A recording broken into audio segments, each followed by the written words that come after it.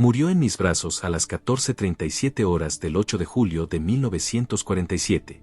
Y mientras su cuerpo pequeño y frágil se enfriaba contra mi pecho, mientras sus ojos negros infinitos se cerraban por última vez, las últimas palabras que transmitió a mi mente fueron: Jesús era uno de nosotros. Un híbrido. Enviado hace 2000 años para salvarlos. Y ustedes lo crucificaron. Ahora ya es demasiado tarde.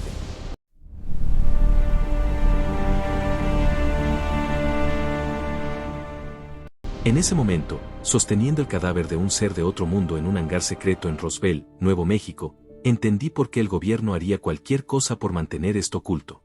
Porque esta verdad no solo probaría que no estamos solos en el universo, destruiría cada religión sobre la faz de la Tierra. Me llamo Thomas Eugene Bradford. Y lo que voy a contarte debería ser imposible por 3 razones. Primera, oficialmente, el incidente de Roswell fue solo un globo meteorológico. Segunda, todos los testigos firmamos acuerdos de confidencialidad bajo amenaza de traición y ejecución. Tercera, tengo 98 años, y la mayoría de las personas que conocen la verdad han estado muertas durante décadas. Pero ya no me importa. Porque ese ser extraterrestre moribundo me rogó con sus últimas fuerzas que dijera la verdad cuando llegara el momento. Y después de 77 años de silencio, después de 77 años despertándome gritando con las imágenes que implantó en mi cerebro, después de 77 años sabiendo que la humanidad está repitiendo exactamente los errores que destruyeron su civilización, he decidido que el momento es ahora. Tenía 21 años en el verano de 1947. Piloto de combate. 156 misiones sobre Alemania en P-51 Mustang durante la Segunda Guerra Mundial. 7 aviones enemigos derribados.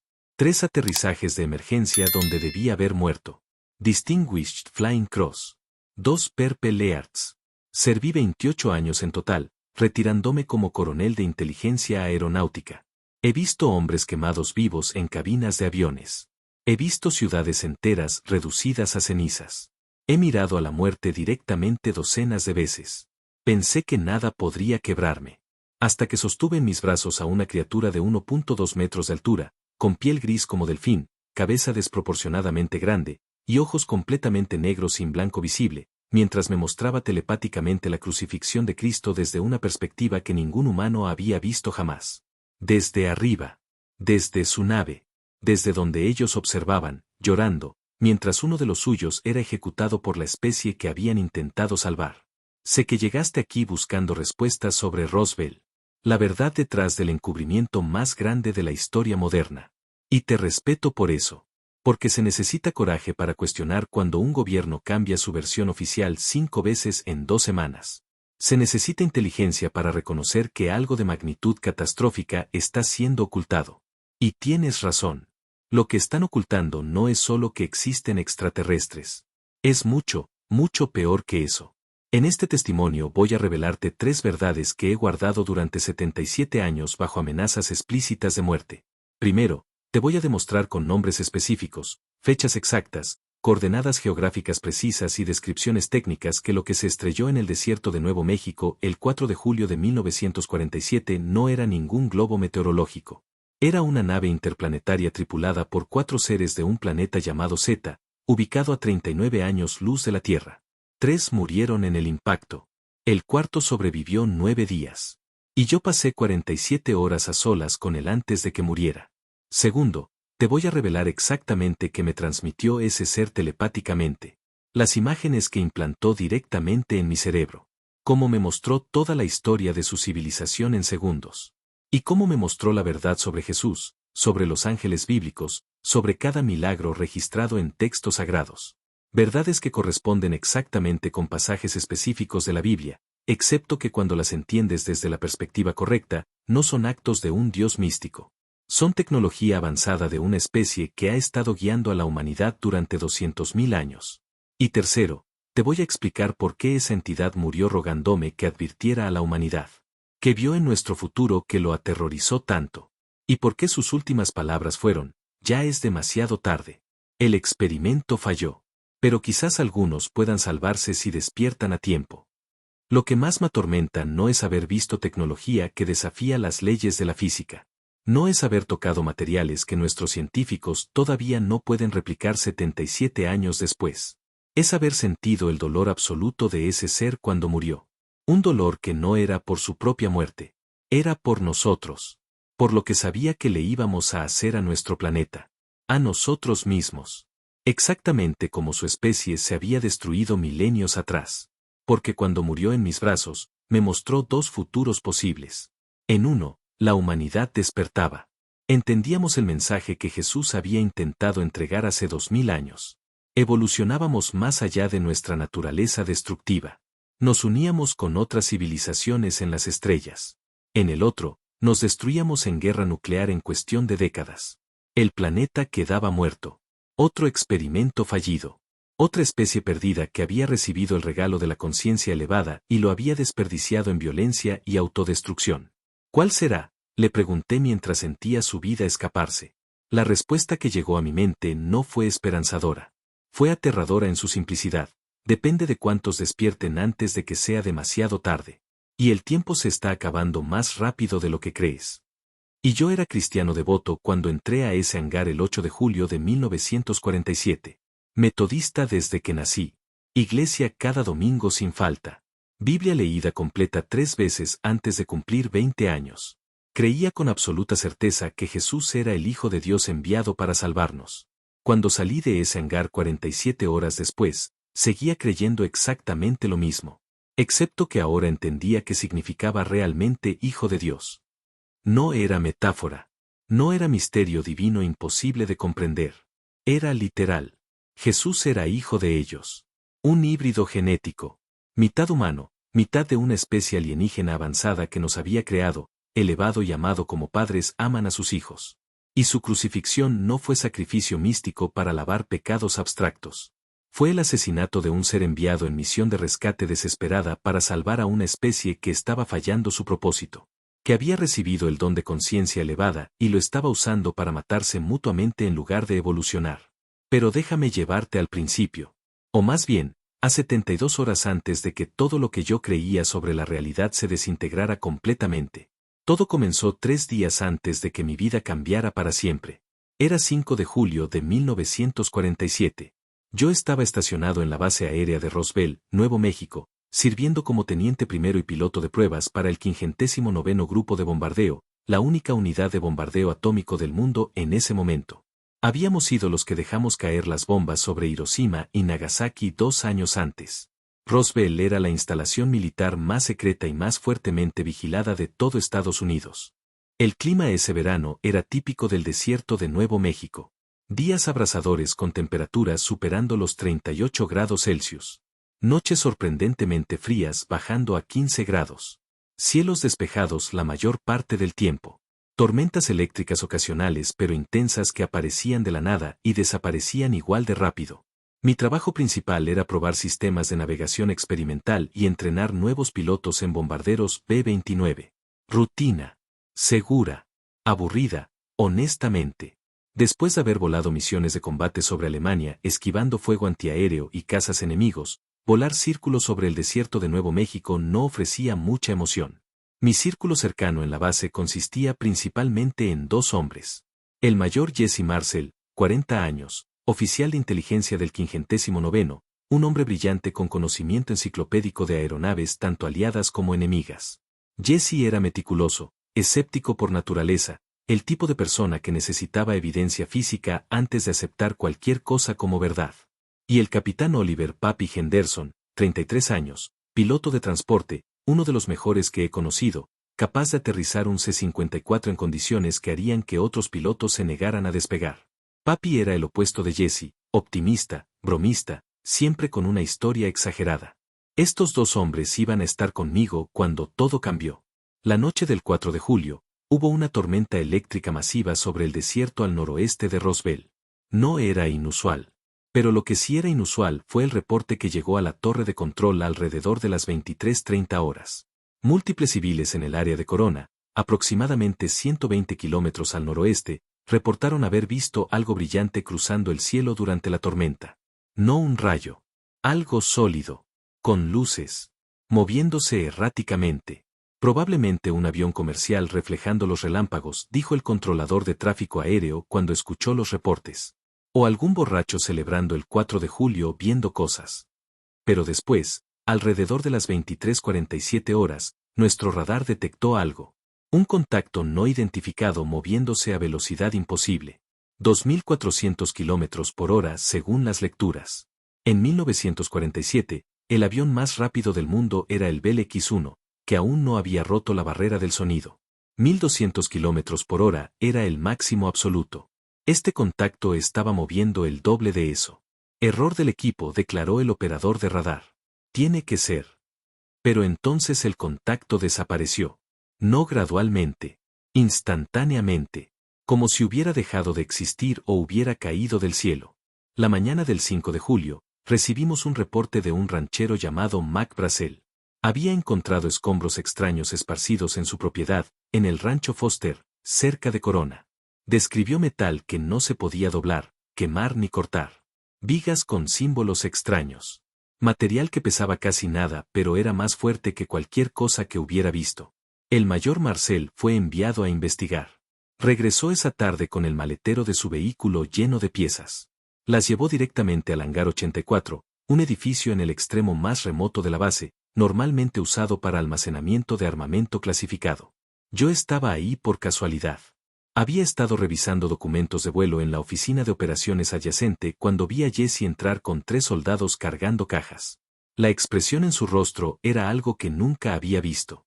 Jesse Marcel era el hombre más calmado que conocía. Pero en ese momento, lucía perturbado. Casi asustado. Tom me llamó cuando me vio. Necesito que veas esto. Ahora. Entramos al hangar. Los soldados colocaron las cajas sobre una mesa metálica larga. Jesse miró alrededor, verificando que estuviéramos solos, después abrió la primera caja. Lo que vi no se parecía a nada que hubiera visto en mi vida. Fragmentos de metal, pero no metal normal. Parecía aluminio pero más delgado, más ligero. Jesse tomó un pedazo del tamaño de una hoja de periódico. Lo arrugó en una bola. Cuando lo soltó, el material se desenrolló por sí mismo, volviendo a su forma plana original sin una sola arruga ni marca. Intenta doblarlo, me dijo. Lo intenté. Apliqué toda mi fuerza. El material no se dobló.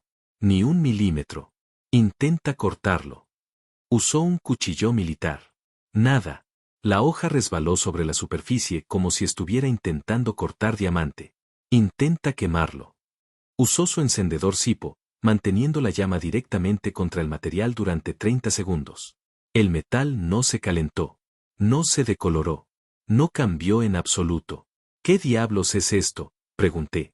No lo sé, respondió Jesse, y por primera vez en los 2 años que lo conocía, vi miedo real en sus ojos.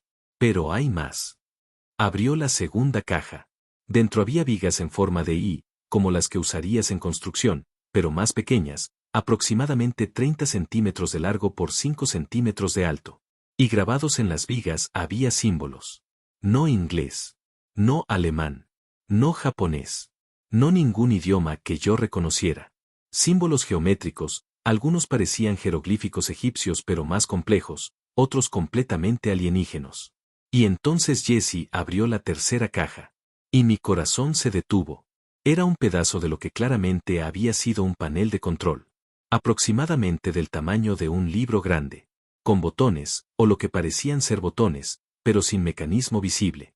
La superficie era oscura, casi negra, pero cuando lo mirabas desde cierto ángulo, brillaba con un tono púrpura iridiscente.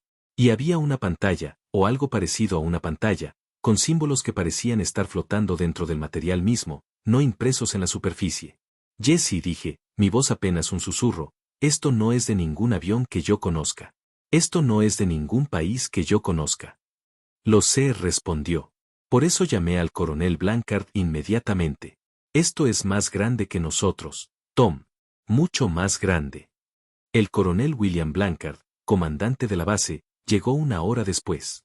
Lo acompañaba el general Roger Ramey de la 8ª Fuerza Aérea, que había volado desde Fort Worth, Texas. Y con ellos venían 6 hombres de civil que no se identificaron. Pero por la forma en que se movían, por la autoridad que emanaban, era claro que eran de alguna agencia de inteligencia de muy alto nivel. Lo que siguió fue un lockdown total de la base. Nadie entraba. Nadie salía. Todas las comunicaciones fueron cortadas excepto líneas encriptadas específicas. Y se nos informó que un equipo de recuperación se estaba formando para ir al sitio del accidente principal, porque lo que McBrasel había encontrado eran solo escombros dispersos. El sitio principal estaba a 40 kilómetros al norte, en una zona completamente aislada del desierto. Teniente Bradford, me dijo el coronel Blanchard, usted va en ese equipo, junto con el mayor Marcel y el capitán Henderson. Van a volar reconocimiento aéreo primero, identificar el sitio exacto, después guiar al equipo de tierra. Esto es altamente clasificado. Si habla de esto con alguien sin autorización, será corte marcial inmediata y posible encarcelamiento. ¿Entendido? Sí, señor. A las 5:30 horas del 6 de julio, despegamos en un C-47 de transporte.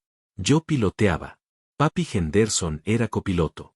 Jesse Marcel estaba en la cabina de pasajeros con un equipo de reconocimiento visual y 2 cámaras fotográficas militares de alta resolución. Volamos bajo, apenas 300 metros sobre el terreno, siguiendo las coordenadas aproximadas que habían dado los testigos civiles. El desierto de Nuevo México desde el aire es prácticamente uniforme.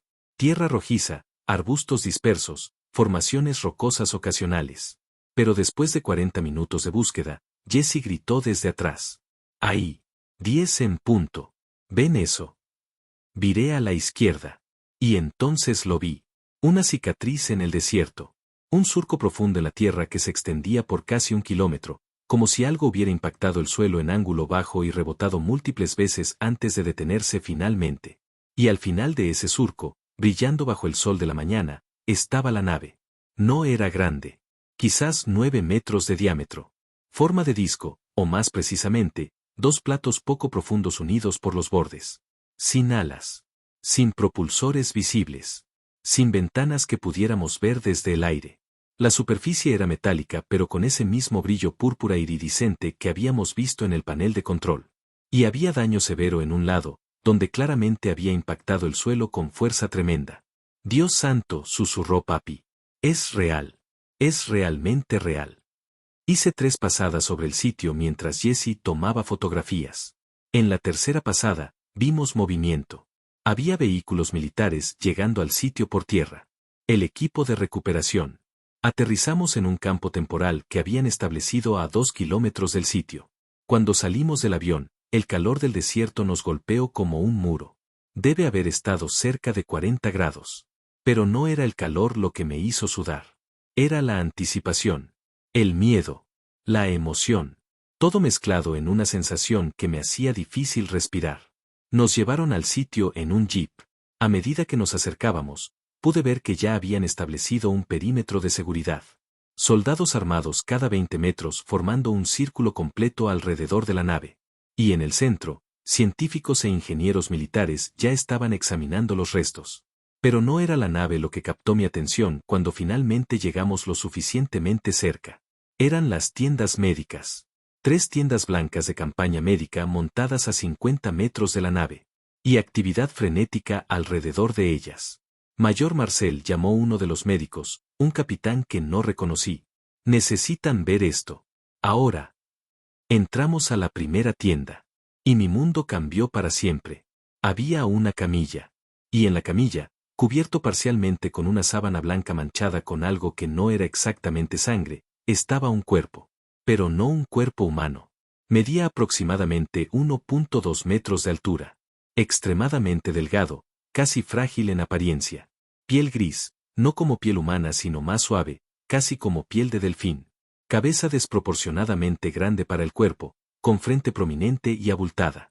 Sin orejas visibles, solo pequeñas aberturas a los lados de la cabeza. Nariz apenas perceptible, solo 2 pequeñas fosas nasales. Boca pequeña, sin labios reales, solo una hendidura. Sin dientes visibles. Pero eran los ojos lo que te paralizaba. Grandes.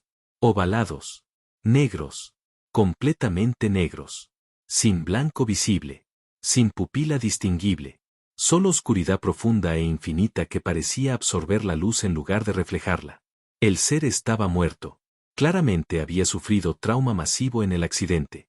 Pero incluso en la muerte, había algo en su expresión, en la forma de su rostro, que emanaba inteligencia. Conciencia. Humanidad, aunque claramente no era humano. Hay 3 más, dijo el médico. Todos muertos. Pero el cuarto. Me llevó a la segunda tienda. Y ahí, en otra camilla, conectado a equipos médicos que los doctores habían improvisado, estaba otro ser. Este estaba vivo. Respiraba. Débilmente, pero respiraba. Sus ojos enormes y negros estaban abiertos, moviéndose lentamente, observando todo en la tienda con lo que solo podía describirse como curiosidad mezclada con dolor. Está muriendo, dijo el médico. Tiene daño interno masivo. Pero está consciente. Y Tom, juro por Dios, creo que está tratando de comunicarse. Me acerqué lentamente a la camilla. El ser me miró directamente. Y en ese momento, sentí algo en mi mente. No palabras. No sonidos. Sino, presencia. Como si alguien hubiera tocado mi conciencia suavemente. ¿Lo sientes?, preguntó el médico. Todos lo sentimos. Es como si estuviera dentro de nuestras cabezas. Me quedé ahí, mirando a esta criatura moribunda de otro mundo, y de repente una imagen apareció en mi mente. No como imaginar algo, sino como recordar algo vívidamente. Vi un planeta. No la Tierra. Un planeta con 2 soles. Vi ciudades flotando en el aire. Vi seres como este, millones de ellos, viviendo en armonía perfecta. Y después vi esas ciudades en llamas. Vi esos 2 soles oscureciéndose. Vi muerte masiva. Destrucción. El fin de una civilización. La imagen desapareció tan abruptamente como había llegado. El ser cerró sus ojos lentamente, como si ese esfuerzo lo hubiera agotado completamente. Necesito estar a solas con él, dije, sin saber por qué. Las palabras simplemente salieron de mi boca. El médico miró al coronel Blancard, que había entrado detrás de nosotros. Blancard asintió. Déjenlo. Pero Bradford, si algo cambia, si el ser se pone agresivo o si su condición se deteriora, nos llamas inmediatamente. Sí, señor. Todos salieron. Me quedé solo con la criatura moribunda. Me senté en una silla junto a la camilla. No sabía qué hacer. No sabía qué decir. ¿Cómo te comunicas con un ser alienígena que no habla tu idioma? Pero entonces el ser abrió sus ojos nuevamente. Me miró directamente. Y levantó su mano hacia mí. Una mano pequeña, delgada, con 4 dedos largos terminando en algo que no eran exactamente uñas pero tampoco garras. Sin pensar, extendí mi mano. Tocó mi frente con 3 de sus dedos. Y mi mente explotó. No con dolor. Con información.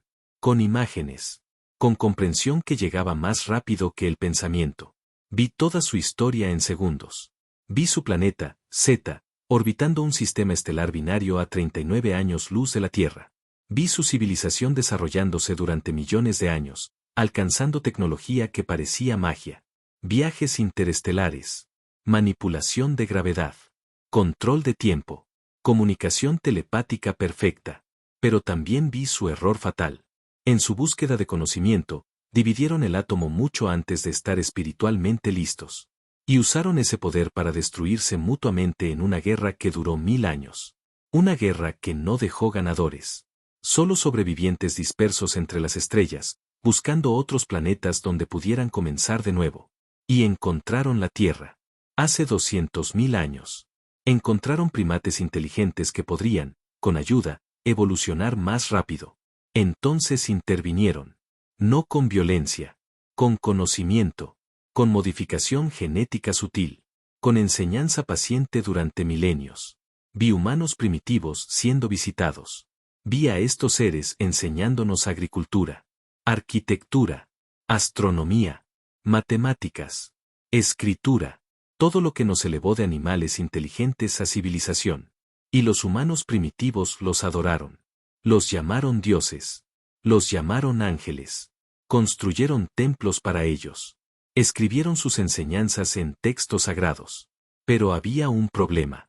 Los humanos heredaron no solo la inteligencia de estos seres, sino también su capacidad para la violencia, su tendencia a la guerra, su impulso autodestructivo. Y a medida que la humanidad crecía, a medida que desarrollábamos tecnología, empezamos a repetir los mismos errores que habían destruido la civilización de Z. Entonces, hace 2000 años, tomaron una decisión desesperada. Uno de ellos se ofrecería voluntario para nacer como humano, para vivir entre nosotros, para enseñarnos desde dentro, no como dioses distantes sino como uno de nosotros. Un híbrido. Mitad humano, mitad de ellos. Con su conocimiento pero con nuestra forma. Con sus habilidades pero con nuestras limitaciones. Y vi el nacimiento. Vi a María. Pero también vi la verdad. No fue concepción inmaculada en el sentido que nos enseñaron. Fue ingeniería genética cuidadosa. Un óvulo humano modificado con ADN de ellos. Gestado naturalmente. Nacido como cualquier humano. Pero diferente. Especial. Con capacidades que parecerían milagrosas. Jesús. Yeshua. Emmanuel. No era el hijo de un dios místico en el cielo. Era el hijo de una civilización alienígena avanzada tratando desesperadamente de salvar a su creación de autodestruirse. Y vi su vida. Los milagros no eran magia. Eran tecnología avanzada. Curación a nivel celular. Manipulación de materia. Control mental limitado para calmar mentes perturbadas. Todo presentado como actos de Dios porque ¿cómo podrías explicar tecnología avanzada a personas en la edad de hierro? Y vi su misión. No solo predicar amor y paz, sino literalmente reprogramar la conciencia humana. Cada persona que tocaba, cada persona que sanaba, cada persona que enseñaba, estaba siendo sutilmente modificada a nivel neurológico. No controlada, sino elevada, haciéndola más empática, más compasiva, menos violenta, más capaz de amor incondicional. Era un experimento masivo de ingeniería social. Tomar a un puñado de humanos, elevarlos, y esperar que esa elevación se propagara exponencialmente a través de las generaciones. Que eventualmente, toda la humanidad evolucionaría más allá de su naturaleza destructiva.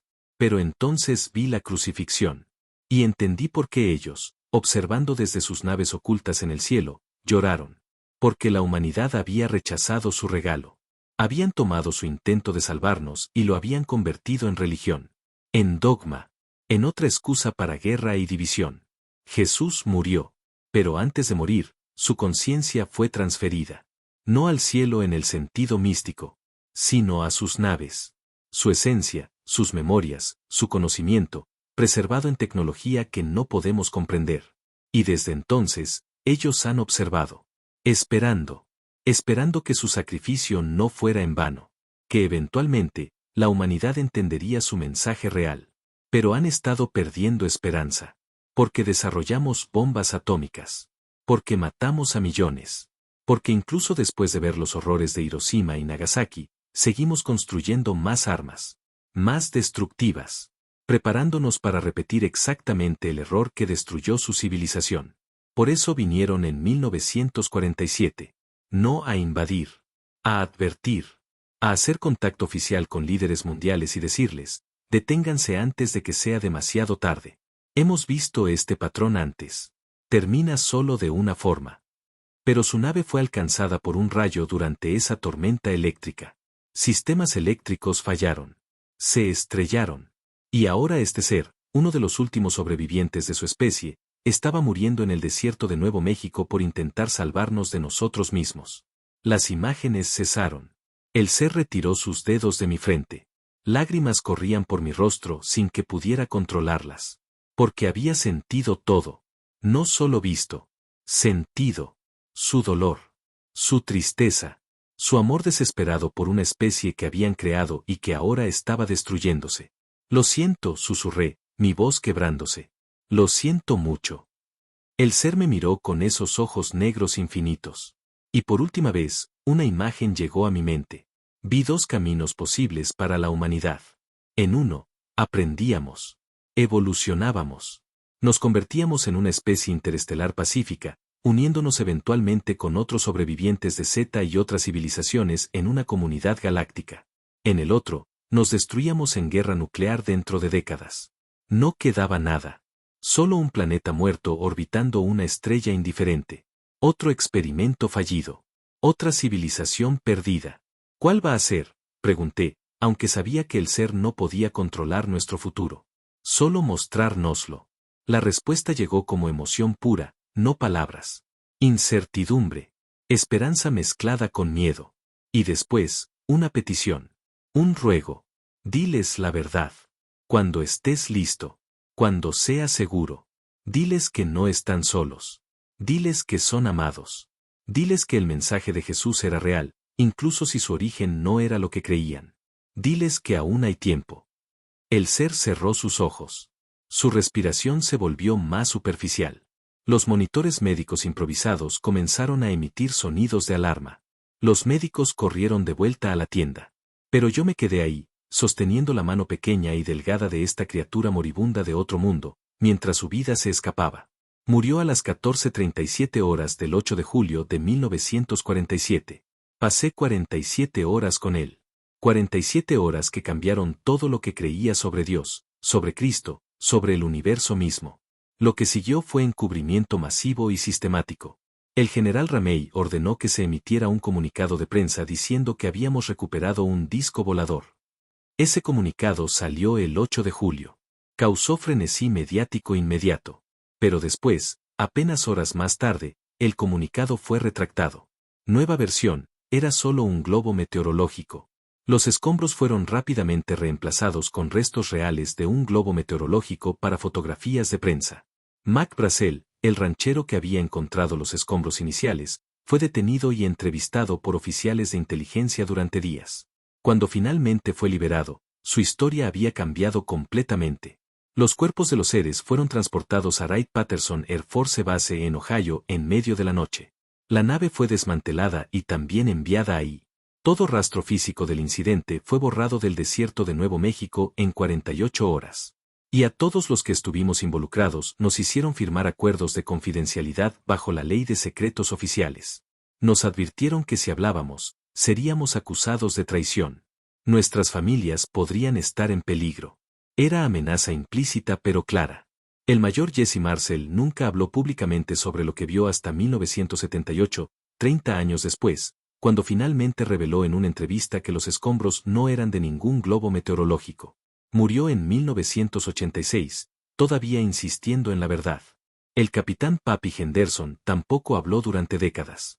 Pero antes de morir en 1986, le contó a su familia lo que había visto.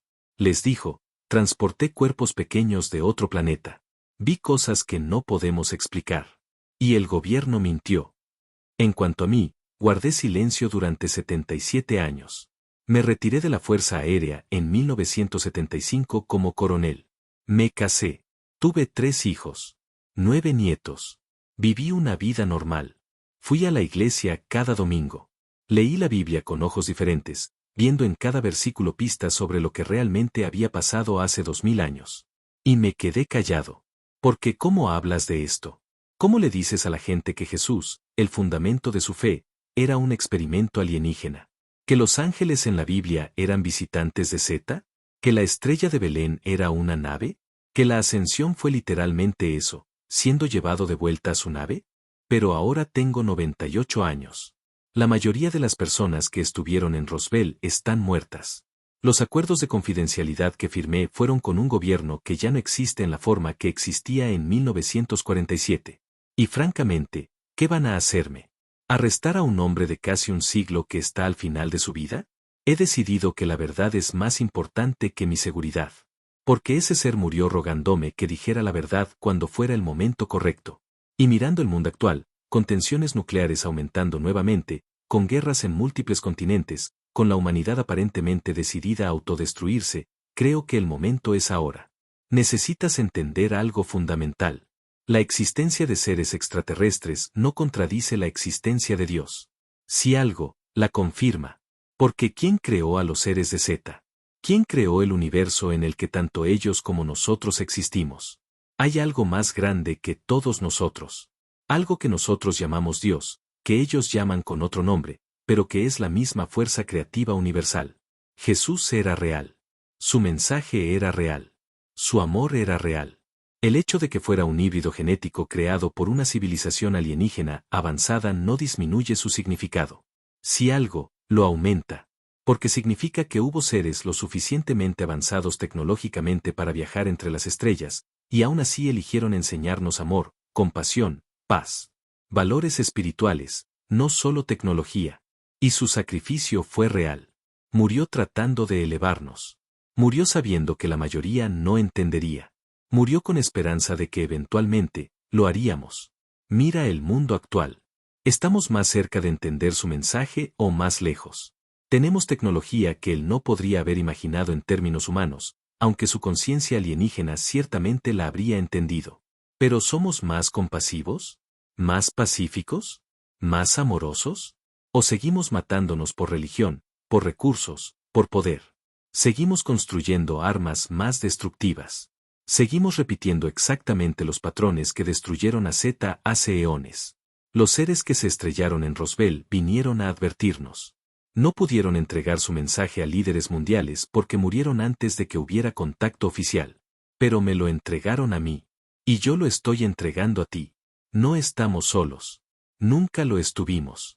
Somos el producto de ingeniería genética e intervención cultural de una civilización que nos amó lo suficiente como para elevarnos de animales a seres conscientes.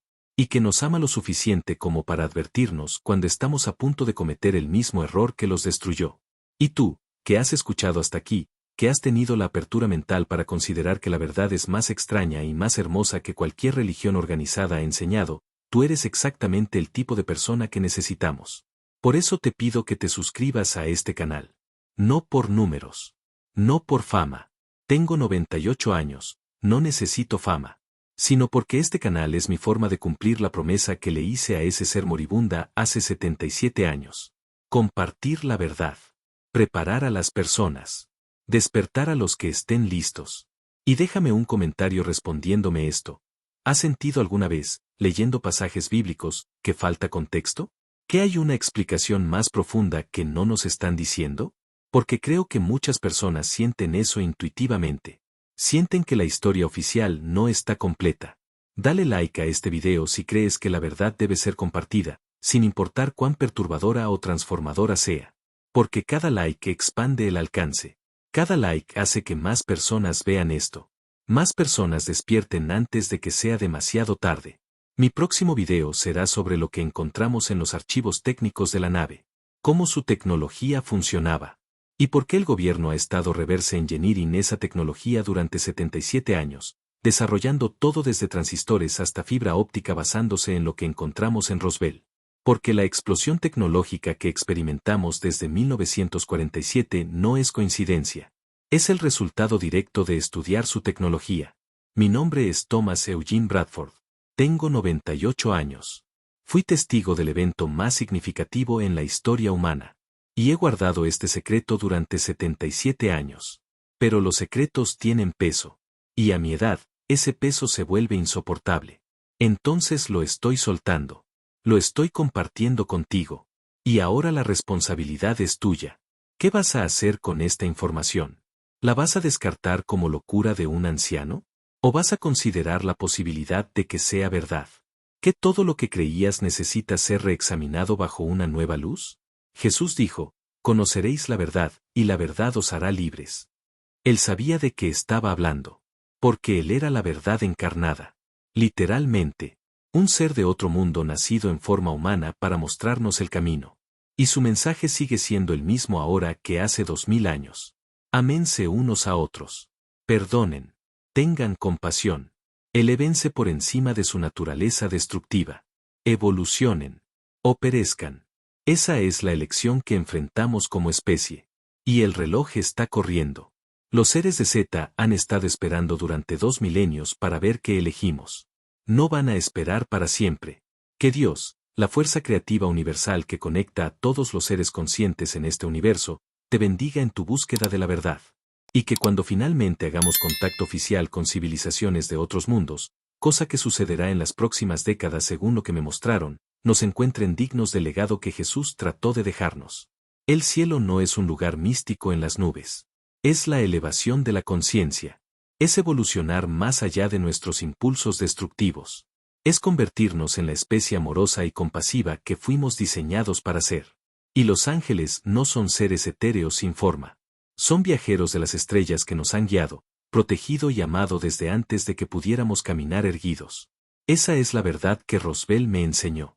Esa es la verdad que ese ser moribundo me transmitió con sus últimas fuerzas. Y ahora, 77 años después, esa verdad es tuya. Úsala sabiamente.